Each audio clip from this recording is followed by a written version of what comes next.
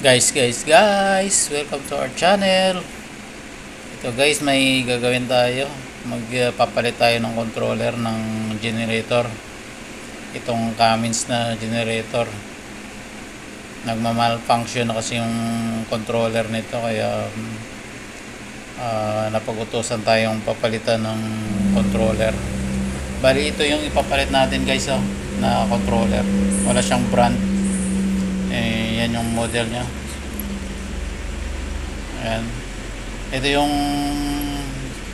controller na itong Cummins. Yan, power command yung brand nya. Yan yung brand ng controller. Palitan natin yan guys. Kaya umpisa na natin. I-trace natin yung mga wirings. Ayan, yung likuran nitong itong bagong controller.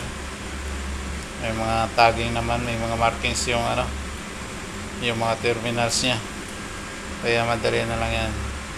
Ang problema natin dito guys, yung dito sa lumang controller walang mga tagging, walang markings, kaya mag tracing tayo ng wiring nya.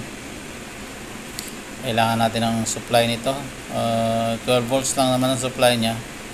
Tapos yung papuntang starter, at saka yung sa